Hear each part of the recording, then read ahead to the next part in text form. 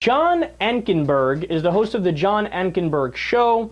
He's an evangelical Christian fundamentalist, and he had on a guy by the name of Kamal Salim, who's an ex-terrorist. Interesting. And this guy's going to tell you what Muslims are planning inside the U.S. Let's listen, and then I'll give you some awesome facts about Salim. I was sent to the United States of America for the Grand Jihad. The Grand Jihad is to finalize, because America is the great Satan and the power that police in Islam. So therefore, we knew that if we come to the United States and start turning their world upside down, recruiting their people and turning their own people against them and embracing Islam, we can subjugate this nation to Islam, and by repopulating the nation and start becoming popular and start choosing our leadership, so we can change the culture from within. We were sent with this agenda to infiltrate the very fiber of the United States of America. When we go into the very fiber, into your school system, as an MSA, Muslim Student Association, this is our great strength of America, turning the American student against America. If you take 7 students, 5 students, falls out of 7 that they are walking out without God, statistically. So therefore, what we're seeing is that's one area. The other area is the jail system. We came to infiltrate the jail system because we knew if we take those broken ones, those that they're injured, we can turn them into beasts against this nation, and therefore we can populate this nation with segregation and causing the culture to break open. We wanted to create a great wedge in the culture and create a clash between the two.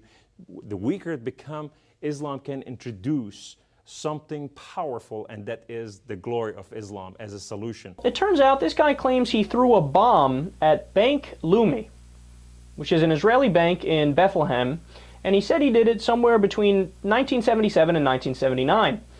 Well, a 2008 Jerusalem Post article looked into his claims and said, quote, Bank Leumi had no record of an attack on its Bethlehem branch between 1977 and 1979. Wow, so what, did he lie, or did he get his dates mixed up? How does this work? Well, why don't we go ahead and ask his family members would know better than anybody. They're the closest people to him. Oh, wow, his uncle said, what? You're a terrorist? You were never a terrorist. What are you talking about? So his claims are verifiably not true. There's no evidence for it. His own uncle came out and said, what are you doing? You were never a terrorist. What the fuck are you talking about? Now, this guy also claimed he was jailed for 2 weeks by Israel. Terrorist credentials. He said, look, I was jailed because I was caught doing terrorist things. See what I'm saying? Well, the Israeli government said, quote, we have no record he was ever jailed.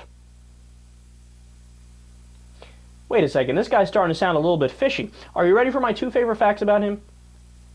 This guy claimed to work with Gaddafi, Arafat, and Saddam Hussein. That's a lot of really powerful heads of state that you work with, and they don't really get along. You work with all of them individually? That seems like a bold claim. And, of course, the nail in the coffin.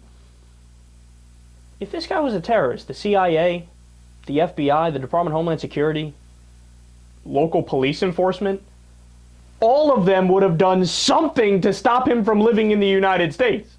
But no, he's living his life, going around doing these speeches all over the place. He hasn't even had his citizenship revoked from the U.S. This guy isn't a terrorist. This guy isn't an ex-terrorist. That's nonsense. You know what he does? He is an actual fraud. Like, that's what he does. Like, his career is, I am a fraud.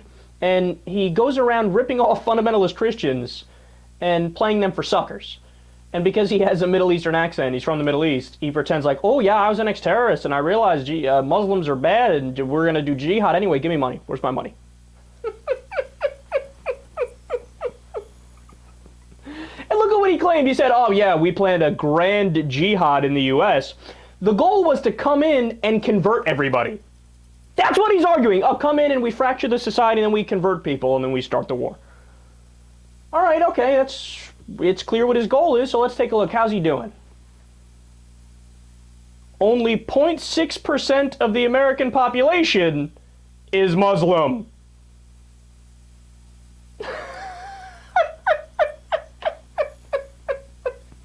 Well, buddy, you better get to work. You got a long way to go.